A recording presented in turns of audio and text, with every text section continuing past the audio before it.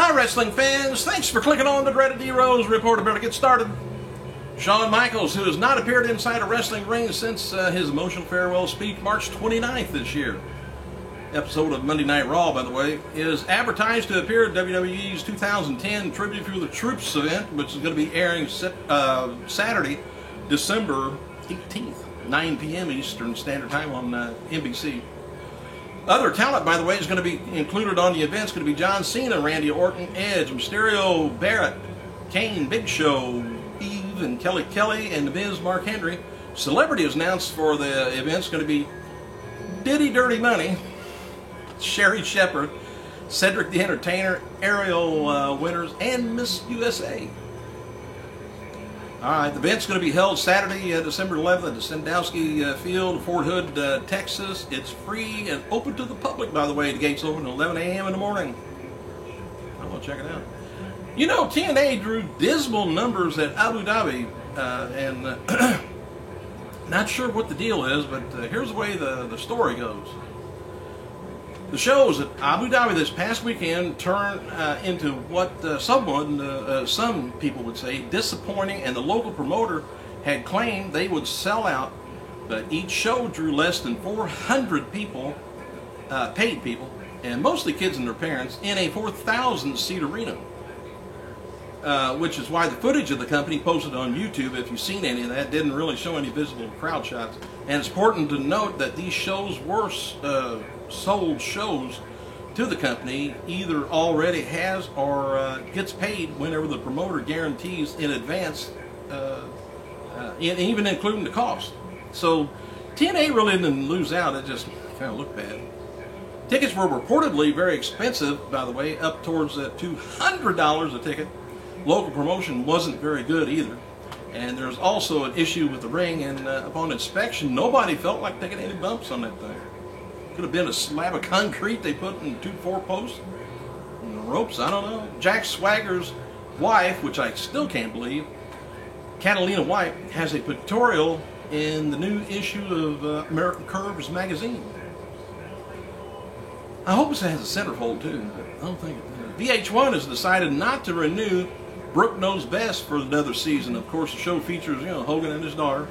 More bad news. Boy, it just goes tumbling down like dominoes for Hogan. There that is again. Hang on a second. That was my wife. Sports Illustrated has an article up on James Andrews and his status as a preferred surgeon for many professional athletes, including WWE wrestlers like John Cena, Triple H, Orton, and many, many more. Shoney Carter, by the way, 38, the latest MMA fighter, and claims he's interested in joining WWE. He did an interview this past week noting that he's been talking to CM Punk about becoming a pro wrestler. Apparently they work out in the same gym in Chicago. Randy Orton recently cracked the top 10 of the longest WWE title reigns of all time. He nudged out Shawn Michaels at number 9. He had 420 days. Rather, Shawn's not in the top 10 now. Put him down into 11. Orton's at number 10. Number 9, Randy Savage, 520 days. Number 3, where am I at? Number 8, Steve Martin. What? Steve Austin, 529 days. Number 7, Triple H, 539 days. Number 6, Bret Hart, 654 days. Number 5, John Cena, 947 days. Pedro Morales, 1,027 days. Number 3, Bob Backlund, 2,138 days. Number 2, Hulk Hogan with 2,184 days. Number 1, never will be beaten, I don't think. I'm going to throw that out there. Bruno Sammartino with 4,040 days. Whew. By the way, Hall of Famer Jimmy Valiant, now 68 years old, is coming out of retirement on Christmas night for the Southern States Wrestling, Kingsport, Tennessee, at the city's new armory. And the Raw Tour, December 30th, Washington, D.C. From the Verizon Center, list WWE's Raw World Tour on December. Here's the rundown of it. All right, let's see if I can try this again. Randy Orton, oh, this is the list for the Raw World Tour, starting, I guess, December 30th. It's going to be Randy Orton taking on The Miz and Wade Barrett versus Wade Barrett versus Juan Cena. They're still going with that, I guess. World's Strongest Man, Mark Henry versus Celtic Warrior.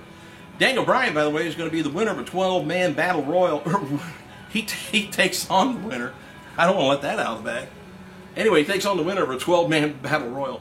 Lena and Eve take on Alicia Fox and Maurice. Plus R-Truth, John Morrison, Bella Twins, Santino Morales, Nexus. All of them is going to be there. And card is subject to change, it says. We didn't know that, but it always is. And WWE is going to be returning to Memphis, Tennessee, January 9th, Sunday, at the FedEx Forum.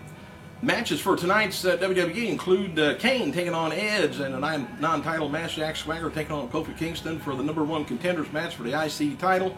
Cody Rhodes versus Chris Masters. Layla taking on Rosa Mendez. And Drew McIntyre and Dolph Ziggler taking on Cabal. And MVP in what is MVP's last match. Yep. MVP, he departed ways with WWE and didn't surprise hardly anybody at all. But he'd been talking about leaving for quite a while. Really not leaving, but he wanted to push, didn't get it. But he's got a 90-day non-compete clause, so... but he does want to go over to Japan and wrestle. They pay big money over there. Goldust, by the way, has announced the first of 2 dates for his upcoming book tour. The first stop is going to be December 20th, Austin, Texas. Second stop is going to be December 27th, Albany, New York. Details will be announced, more details will be announced soon. Goldust, by the way, his book will be released December 14th. Please make a note of it on a bookmark. Randy Orton underwent MRI this week on his neck. No word on the results yet, except I thought he had a dislocated kneecap. They got the x-ray in the wrong place. Big Show is going to be signing copies of Knucklehead for any one of you two people who may want to get the movie signed. He's going to be doing that after the SmackDown taping over on at December 7th show at the Nutter Center, Dayton, Ohio. Show is going to be signing copies of a new WWE book. First and second. Oh, wait a minute. Ain't first and second. It's the 12th of December. From 1 to 3 at the FYE store in Monroe, Louisiana. Also, Pasadena, California, you can catch show at Sunday, December 19th from 12 to 2 at FYE, Pasadena Town Square. You know, it's been reported that Linda McMahon has spent about $97 per vote on her unsuccessful Senate campaign, and this is the most per vote spent on the entire midterm election.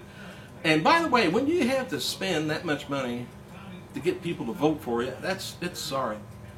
I believe there should be no money coming in to whoever's running for office. I believe you get out there, you talk, if people want you, they'll vote for you. You don't have to give them money. If you've got a good spiel, good car salesman will work too. They'll vote for you. You don't have to buy votes. I just don't like that. WWE and John Cena are finalists for several awards, by the way, for the 2010 Mashable Awards. The 4th annual event is going to be Celebrities Major Innovative and Achievement in Digital and Social Media Landscape by companies, people, projects via an open, multilingual, international, community-nominated voting platform. You got that? I don't want to repeat it. Probably can't. Anyway, you can vote online and check out more on Mashable.com. 1 vote per day, which I think you ought to be able to vote 1 time. But they did. Anyway, the results is going to be announced online at the 2011 International CES Convention in Las Vegas, January 6th. CES, Consumer Electronics Show, by the way. And WWE, here's some of the nominations. WWE finalist for the Must Follow Brand Award. John Cena is the finalist for the Must Follow Personality and Most Influential Social Good Companion. Stand Up for WWE as a finalist for the Most Creative Social Media Campaign. If you like that, stand up for me. That's how creative I am. I gotta go.